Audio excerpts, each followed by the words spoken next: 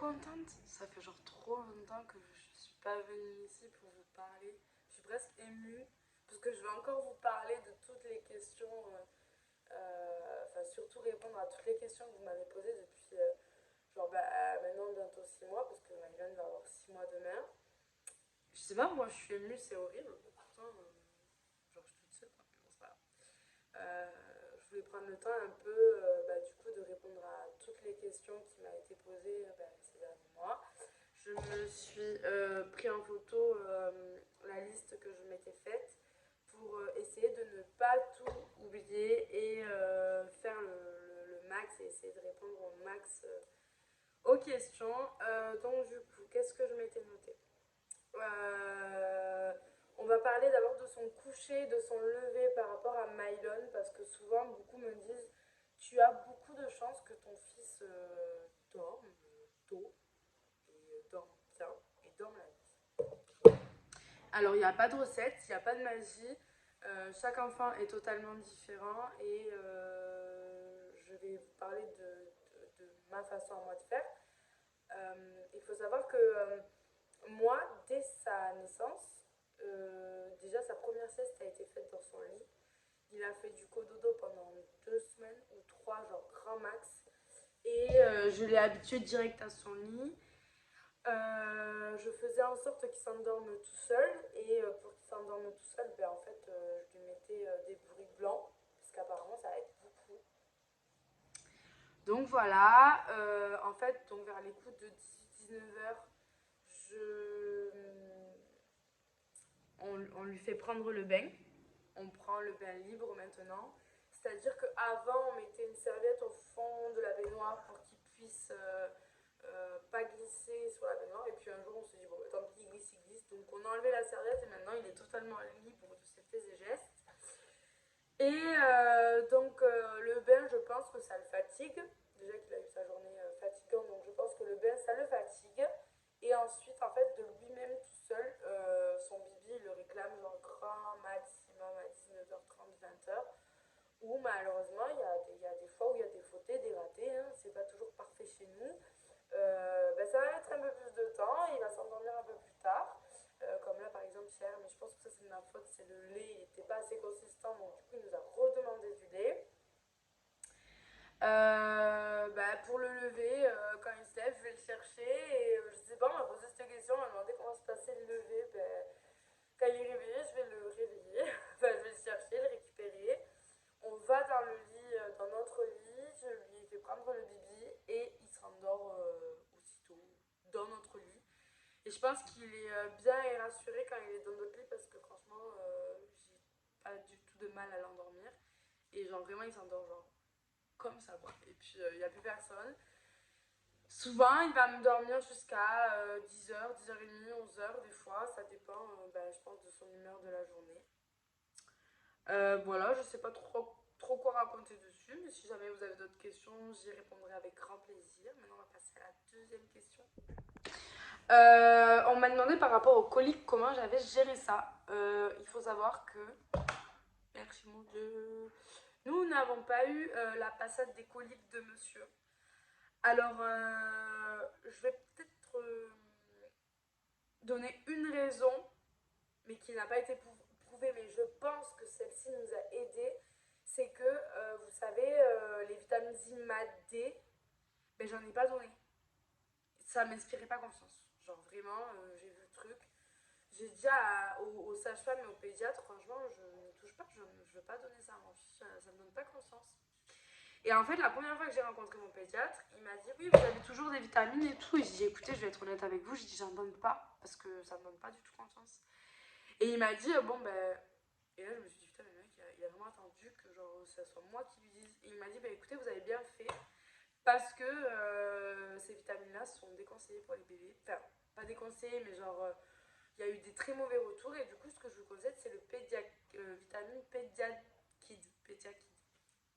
Donc du coup j'ai commencé avec celui-ci. Écoutez, on est passé à travers les coliques. Voilà, j'en suis très contente. Du coup je peux rien vous dire dessus et je peux pas vous aider par rapport à ça. Ensuite, troisième question. Du coup, la question qui me revient mais genre tout le temps, tout le temps, tout le temps, tout le temps, tout le temps, tout le temps est combien de bibis tu donnes à ton fils par jour, combien de cuillères tu donnes, combien de millilitres, combien de ci, de ça. Je vais enfin vous répondre une bonne fois pour toutes. Je ne compte pas les bibs de mon fils. Genre, je ne compte pas. La seule chose que je peux vous dire à l'heure actuelle, c'est qu'il est entre 240 et 270. Quand il a faim, je donne. Quand il n'a pas faim, je donne pas. Mais chez nous, il n'y a pas d'heure. Enfin, je suis pas là en train de dire oulala, il est midi, il va falloir qu'il mange. Oulala, il est 4 heures, il va falloir qu'il mange. Pas du tout. Il y a eu des fois, il n'avait pas mangé depuis 14 heures. Il était 20 heures, il n'avait pas mangé de la journée. Ben, c'est comme ça. Je vais au rythme de mon bébé et je ne vais pas le gaver. Il veut manger, tant mieux. Il veut pas manger, c'est pas grave. Quand il en aura envie, il demandera. Il faut savoir quelque chose, c'est qu'un bébé ne se laissera jamais mourir de faim.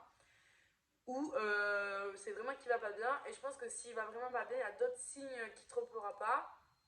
Moi, jusqu'à maintenant, en fait, j'ai toujours fait en fonction de lui et je me suis jamais posé la question du pourquoi, du comment il fallait lui donner quand vraiment. Bon.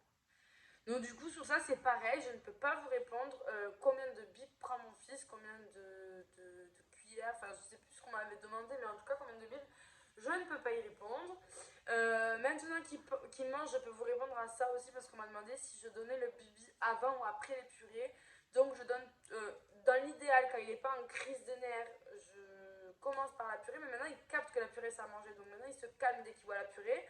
Donc je donne de la purée, une fois qu'il a mangé sa purée, je lui donne du bibi, c'est pareil, si le bibi il en veut pas, je le finis pas, s'il en veut tant mieux. Je donne toujours une tranche de 150 ou 180 millilitres. Puis s'il râle encore après, c'est qu'il en veut encore, donc j'en redonne, il n'y a aucun problème. Je donne aussi de la compote à 4 heures maintenant et je donne toujours un bibi après la compote. Et là, je suis en train de me poser la question si je vais pas commencer à lui donner de la purée aussi le soir parce que bah, j'ai l'impression que le bibi ça lui convient. Enfin, ça c'est pas assez pour lui.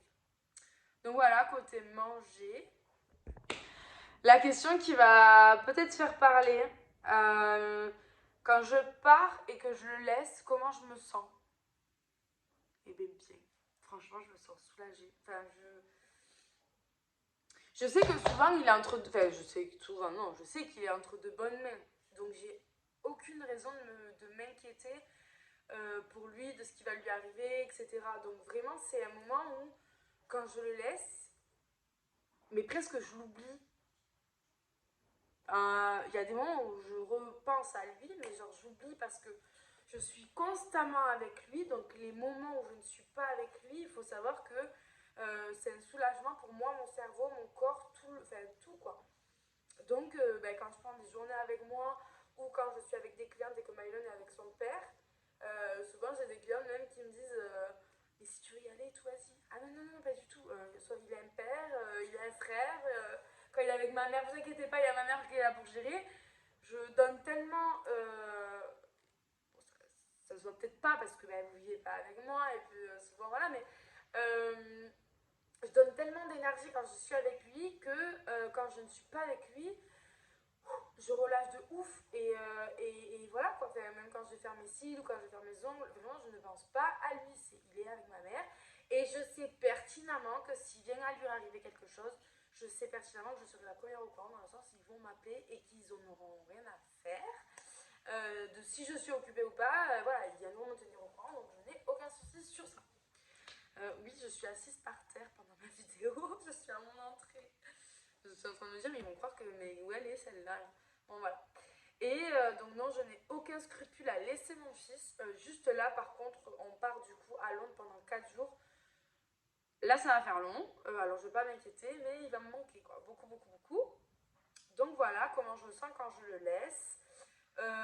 Par contre, voilà, j'ai ce besoin de. Bah, après, ma mère le fait systématiquement, mais qu'elle m'envoie des photos, qu'elle me dise ce qu'ils font, ce que le petit fait, et qu'elle m'en rassure de me dire s'il dort ou pas. Parce qu'il faut savoir qu'avec moi, j'arrive à le faire dormir pas mal.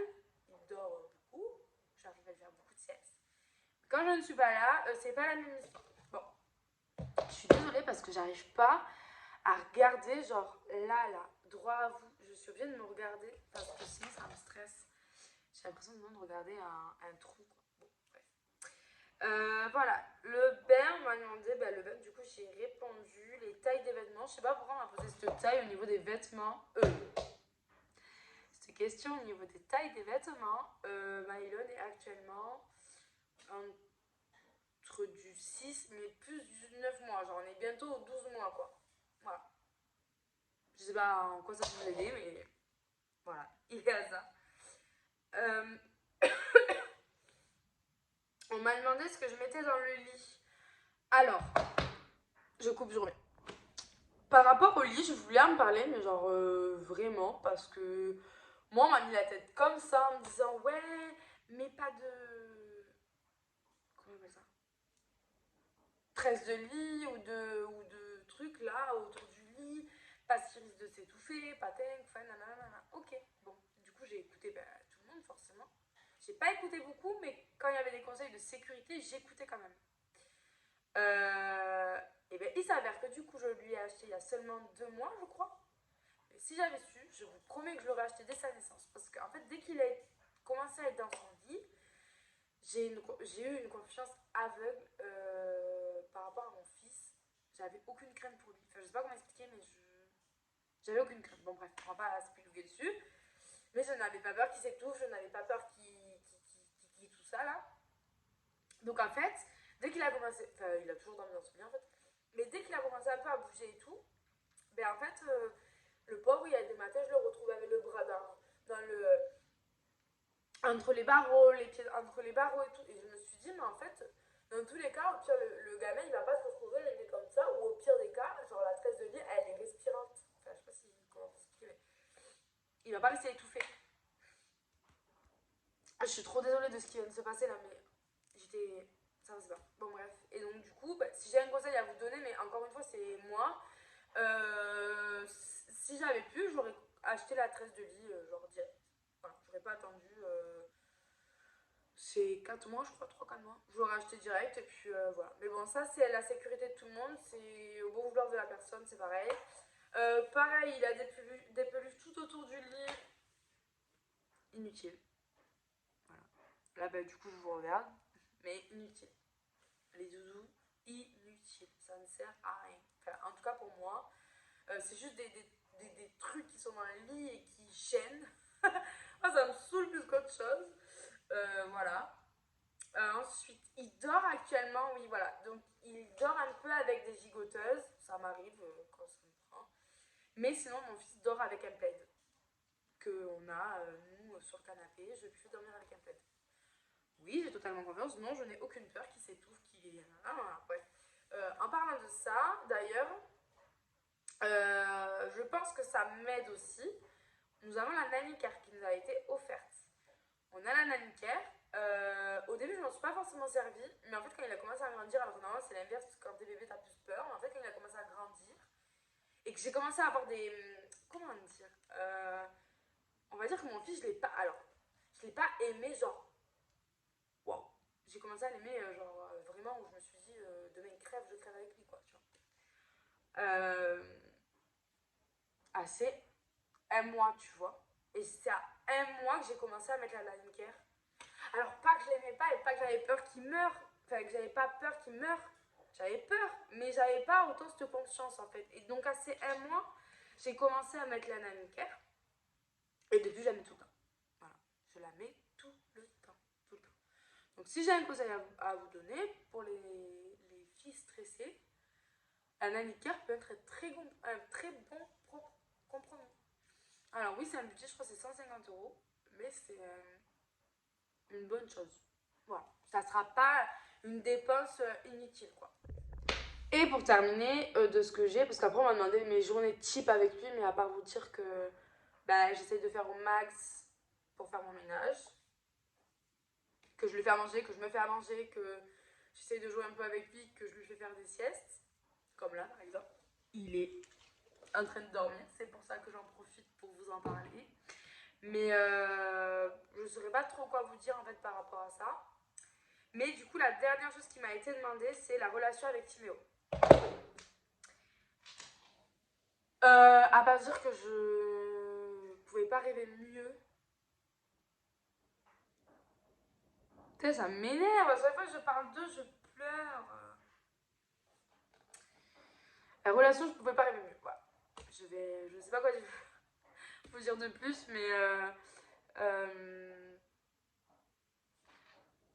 mais putain, c'est pas possible. À chaque fois que je parle d'eux, je vous promets, dès que quelqu'un me parle d'eux, je pleure.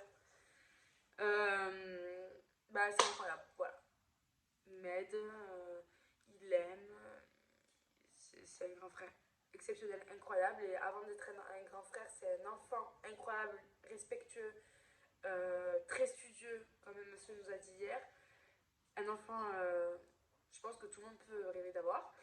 Et mon plus grand souhait que je fais que dire depuis que Mylon est né, c'est je prie le bon Dieu pour que Mylon soit pareil. Voilà. Je veux le copier-coller de cet enfant. Voilà. On n'est pas tous les jours facile avec lui parce que on reste quand même des parents et qu'il n'est pas non plus parfait dans tout ce qu'il fait. Mais le problème, c'est qu'en fait, il veut être parfait. Sauf qu'il ne faut pas qu'il oublie qu'il a que 8 ans. Et être parfait n'est pas bon signe. Enfin, ça peut faire des quiproquos et en fait, des fois, il veut t'apprendre la vie alors que, bon, on est quand même déjà passé par des étapes. Même s'il est vrai que des fois, il a raison par rapport à vous. Mais du coup, ça fait des petites guerres des fois. Mais bon, ça ne peut pas être parfait. Mais j'espère avoir un copier-coller de lui, même si je pense que mon fils va être un peu plus tonique que Thibaut. Mais voilà, j'espère et je pense avoir répondu à quasiment toutes vos questions. Je ferai une FAQ sur Instagram pour voir s'il y a des nouvelles questions qui ressortent et si jamais je referai une vidéo. En tout cas, ça m'a fait plaisir de vous parler. J'adore parce que, étant donné que je ne vois pas, j'ai vu des psys étant petite, mais je ne vois plus de psy et que je ne parle pas forcément à grand monde. Du coup, j'ai l'impression que vous êtes un peu ma thérapie, donc voilà, je vous parle et j'espère que ça vous aura plu, que ça vous aura aidé.